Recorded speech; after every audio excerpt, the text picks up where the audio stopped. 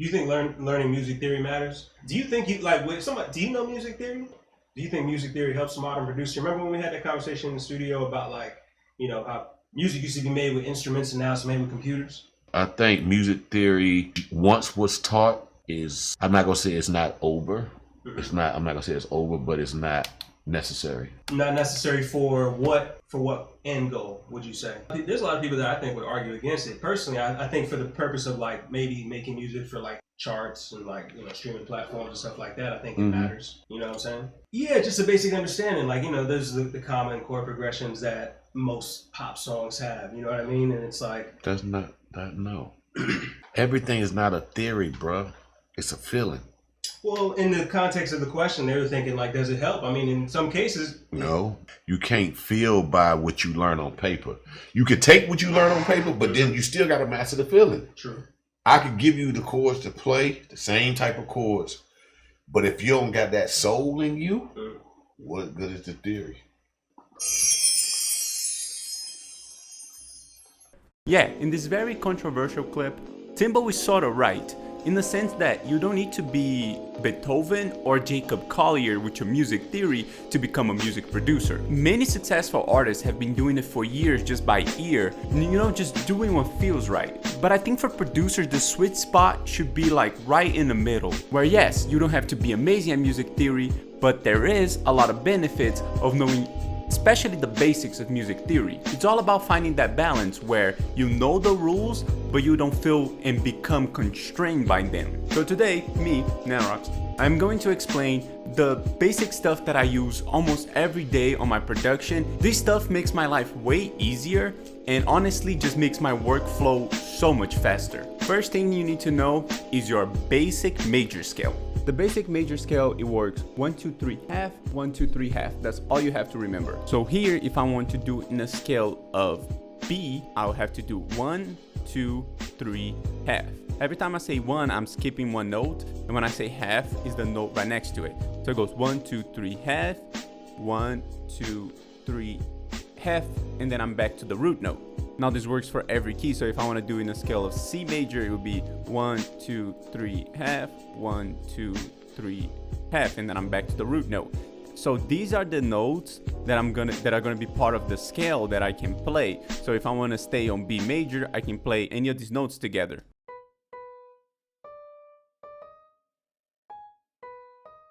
And this all inside B. Second thing you need to know is the chords of the scale.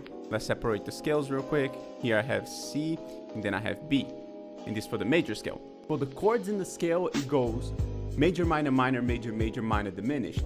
And this just been like printed inside of my brain. It's very important to just have it memorized. So when I say major, minor, minor, major, major, minor, diminished, it goes, I'm gonna separate the chords right here. Each of these notes are gonna become chords inside the scale. So B major is gonna be the first chord, so major, minor, minor. So it goes major, the next two chords are gonna be minor. So major, minor, minor, major, major, minor, diminished, and then major again. So I have it separated right here where these three are the minor chords and these are the major chords. Before the root note, it's going to be always a diminished chord, an augmented chord, a chord that is different from just your regular major and minor, but like every tutorial is going to tell you, do not worry about them too much. Now, if I know that this is major, this is minor, this is minor, this is major, this is major, this is minor, this is diminished, and this is major, I can create a chord progression with these, right? The difference between a major and a minor chord is in the triad. In a triad right here, you have 3 spaces between the 2 first notes. So this is automatic and major. A minor would be 2 spaces. I'm gonna draw it out.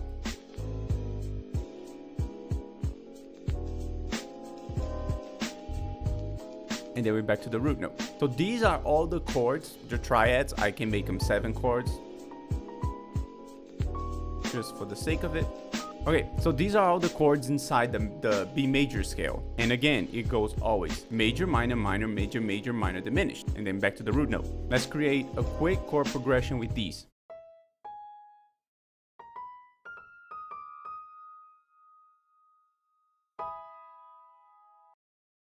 So basically, F is major. This is a minor chord. Let's do a inversion.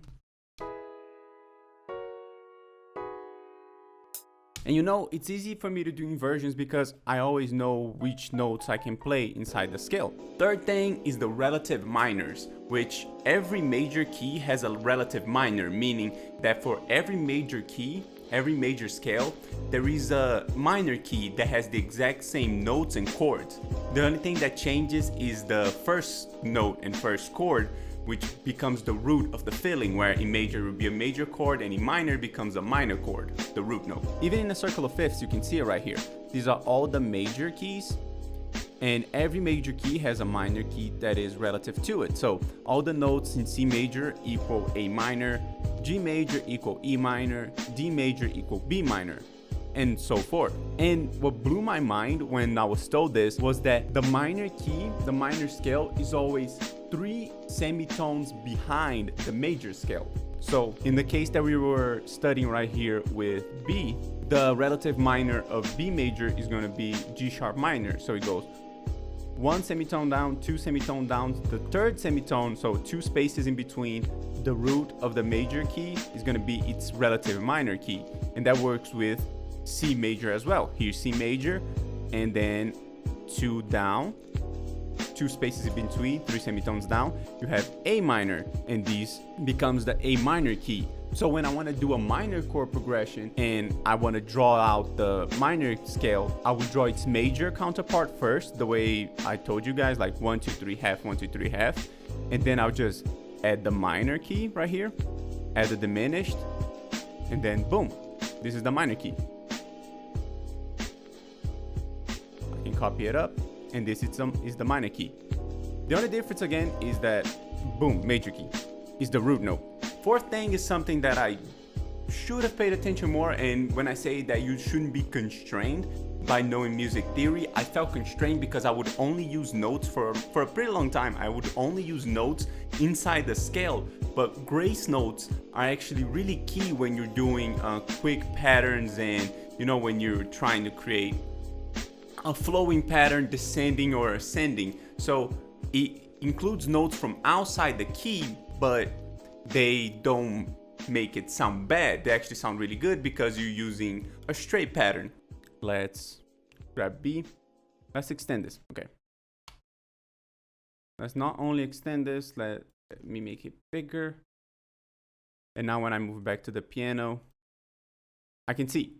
So all the areas that are highlighted right here are the chords that are the notes that I can play. Grace notes would be when you play a note right before the note that you are getting to, and you use it to kind of prelude it. It's cool for you to do this ascending and descending effects. For example, if I wanna, on the turn of the bar, so it goes 2, 3, 4, 1, 2, 3. So here's the beginning of the next bar. If I wanna create a pattern like this, so the change between this chord and this chord, it's not so sudden. It's not this big of a jump. It's pretty big of a jump for you to go 1, 1, 2, 3, 4, 5 notes. So for me to make that jump less aggressive, I can go and do a pattern like this.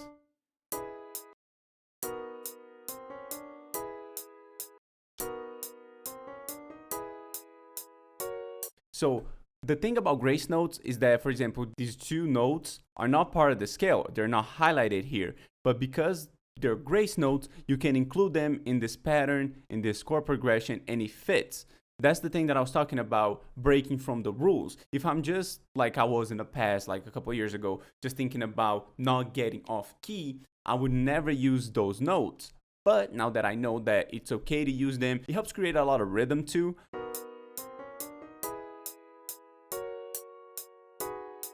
I can also highlight them, do Alt-Y to reverse them.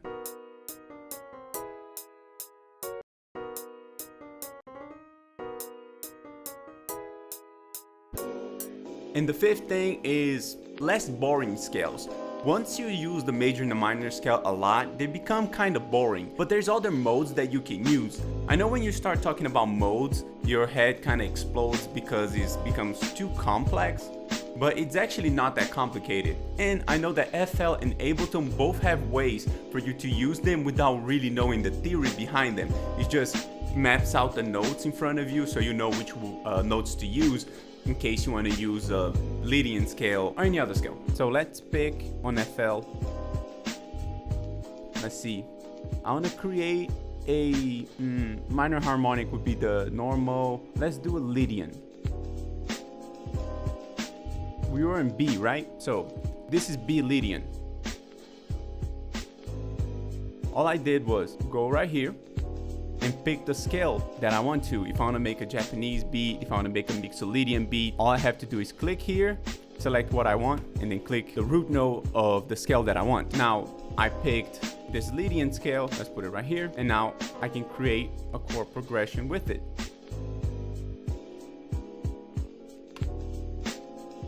Then lower the BPM, and the root was B. So let's create a Lydian, even though I don't know a lot about Lydian.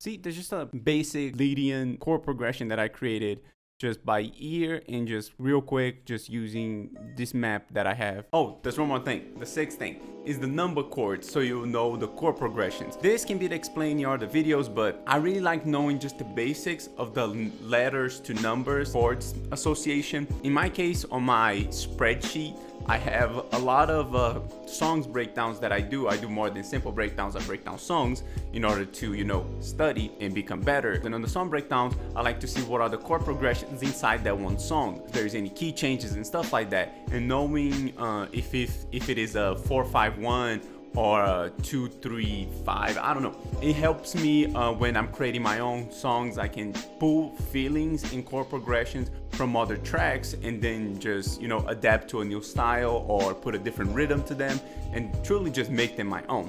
So you see here, I have my chord progressions and I have this in this number system. And I have, for example, Get Down to Saturday Night. It's a funky song. I know it's chord progression and I can copy this chord progression and just use it in any key that I want. So yeah, let's use in B major. But before we do that, I have to explain what these numbers mean. When you think about the numbers 1, 2, 3, 4, 5, 6, 7 in Roman, like it is right here, the 1 is going to be the root note, 1. And then 2, 3, 4, 5, 6, 7. And then 8 is 1 again. So 1, 2, 3, 4, 5, 6, 7, 1 again. And it's good to know this because then I can just go to the jazzy chord progression and I know it's a 2 minor, 5 major, 1 major. The 2 being minor here. Whenever it's lowercase, means it's minor. When it's uppercase, means it's major. So 2 minor, 5 major, 1 major. So I know I'm probably in a major scale also because the 2 is a minor. Let's recreate that minor, then 5. 1, 2, 3, 4, 5. And then back to the root note. This is a 2-5-1. So whenever they say, oh, I'm doing a 2-5-1 chord progression, you know exactly what it means.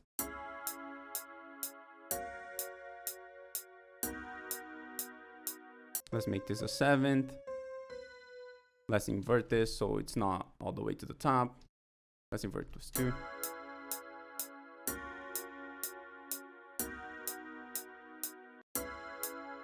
So this is a jazzy chord progression based on a 2-5-1. Now, if I want to do this with the chord progression that I mentioned here, which is a 1-6-4-5, all major, for me to create that, I would have to just follow it, which is the Get Down Saturday Night. So 1-6-4-5, 1-6-4-5. 1, the 6 is right here, and he's minor. 1, 2, 3, 4, so major.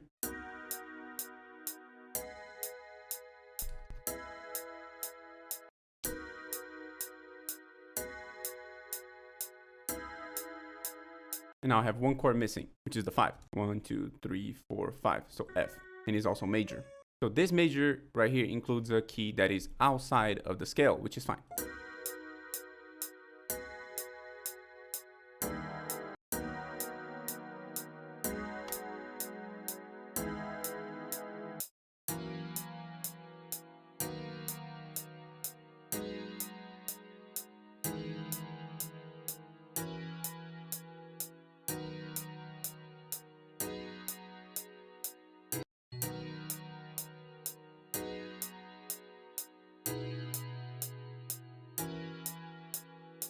And that's why it's important to know the numbers, because you can just write down your favorite chord progressions and always pull from those when you need ideas.